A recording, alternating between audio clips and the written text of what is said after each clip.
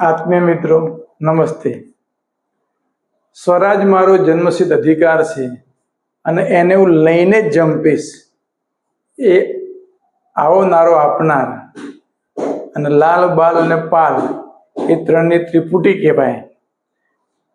લાલ એટલે લાલા લજપતરાય, બાળ એટલે લોકમાન્ય બાળ ગંગાધર ટિળક અને પાલ એટલે બિપિનચંદ્ર પાલ. એમાં જે સ્વરાજ મારો જન્મસિદ્ધ અધિકાર છે એવો નારો આપનાર એવા લોકમાન્ય ટિળકની આજે આપણે વાત કરવાના છે. મિત્રો, 23મી જુલાઈ અને 1856 એમનો મહારાષ્ટ્રની અંદર રત્નાગીરીમાં જન્મ થયો અને પ્રાથમિક શિક્ષણ છે એમણે ત્યાં જ મેળવ્યું. પિતા ગંગાધર ટિળક અને માતા પાર્વતીબાઈ. પિતા એ સંસ્કૃતના વિદ્વાન હતા અને પોતે શિક્ષક હતા. અને બાળ ગંગાધર ટિળક, લોકમાન્ય ટિળકે, એમનું મૂળ નામ હતું કેશવ ગંગાધર ટિળક.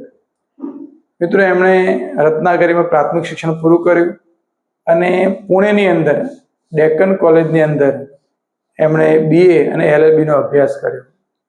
શરૂઆતમાં થોડો સમય માટે એક સ્કૂલ સ્થાપવામાં મદદ કરી અને એ સ્કૂલની અંદર ગણિત અને સંસ્કૃતના શિક્ષક તરીકે કામ કર્યું અને પછી કોલેજની અંદર પણ પ્રાધ્યાપક તરીકે પણ કામ કર્યું.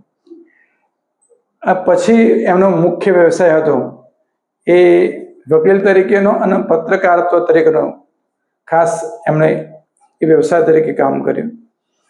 મિત્રો, એ સાથે સાથે ભારત દેશના એક રાજનેતા, એક એવા પ્રબળ પુરુષ તરીકે એમનું નામ ભારતના સ્વાતંત્ર્ય સેનાની, સ્વાતંત્ર્યના આંદોલનના એક પ્રખર નેતા તરીકે એમનું નામ જાણીતું છે.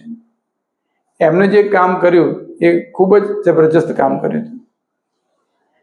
મિત્રો, સમય એવો હતો કે અંગ્રેજો છે ને બધાને ભેગા ના થવા દે, તો ભેગા કરવા માટે એક એવો ઉપાય શોધી કાઢ્યો.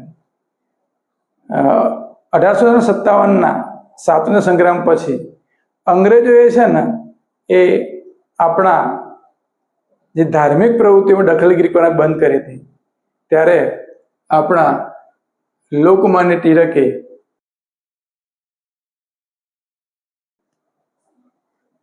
એક એવો ઉત્સવ જબરજસ્ત, બે ઉત્સવો છે એની ઉજવણી શરૂ કરી.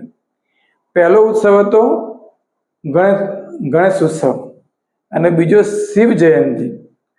આજે ગુજરાત કે ભારતના તમામ રાજ્યો કે મહારાષ્ટ્ર, તમામ રાજ્યોની અંદર ગણપતિની સ્થાપના થાય, ગણપતિનો ઉત્સવ ઉજવાય, એના મૂળમાં હતા લોકમાન્ય ટિળક.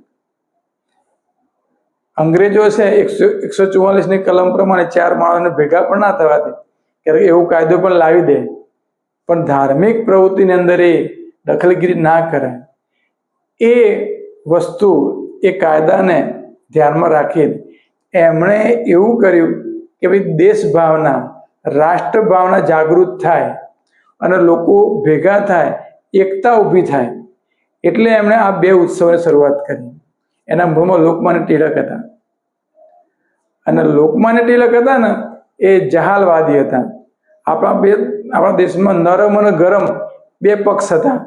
નરમ પદને મવાળવાદી કહેવાય અને જે ગરમ પક્ષ હતો એને જહાલવાદી કહેવાય. આ જહાલવાદી પક્ષના છે ને અગ્રણી નેતા હતા.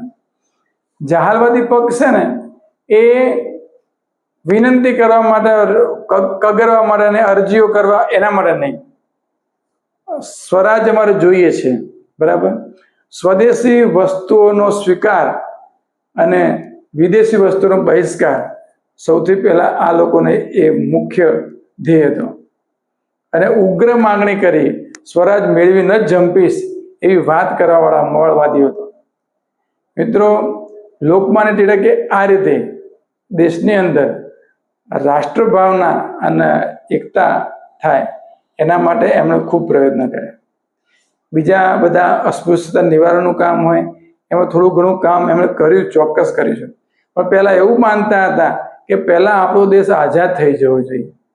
આઝાદ દેશ થશે તો જ પછી આપણે બધું કરી શકીશું. ક્યારેક એમને પૂછવામાં આવ્યું હતું કે દેશ આઝાદ થઈ જશે પછી તમે શું કરશો? તો કે દેશ આઝાદ થશે પછી હું છે કોઈ સ્કૂલમાં જઈ અને બાળકોને ગણિત શીખવાડીશ. મિત્રો, જે દેશ ભાવનાની, જે દેશભક્તિની ભાવના એમનામાં રગે રગમાં ભરેલી હતી.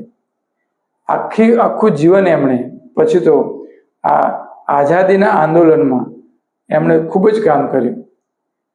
એ પોતે મરાઠાના કેસરી નામના અખબારો દ્વારા લોકજાગૃતિનું કામ કર્યું હતું. એમણે પોતાનું જે રહેવાનું હતું રહેઠાણ એ કેસરીવાળા કહેવાય, એ પુણેમાં રાખ્યું હતું. અને એમણે પોતાનું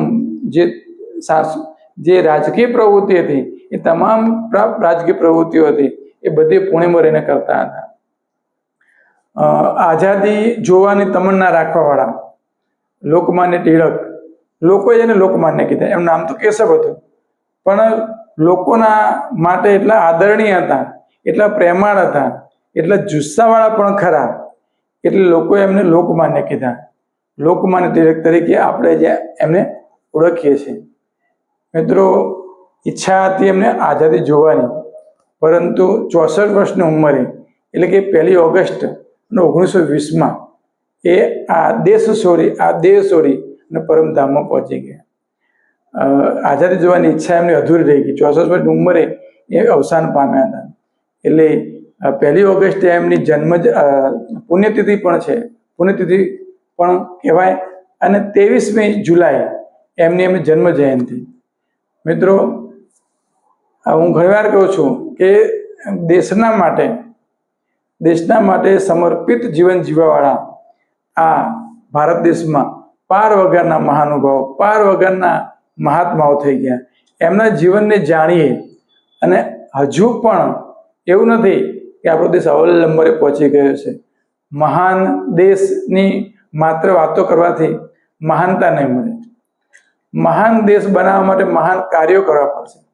તમામ બાળકથી માંડીને વૃદ્ધો સુધી, યુવાનો, બાળકો, વૃદ્ધો, સ્ત્રીઓ, બધા તમામ લોકોએ એકમેક થઈને અને તો જ આપણે આ દેશની અંદર ફરી દેશને મહાન કરી શકીશું. તો આવો આજે આવા મહાપુરુષને યાદ કરીએ. એમની જન્મ જયંતિ હોય કે પુણ્યતિથિ હોય, એમને યાદ કરીએ અને એમના કાર્યોને બિરદાવીએ. અસ્તુ. જય હિન્દ, જય ભારત, જય ભગવાન, જય પરમાત્મા, જય આઈએજી.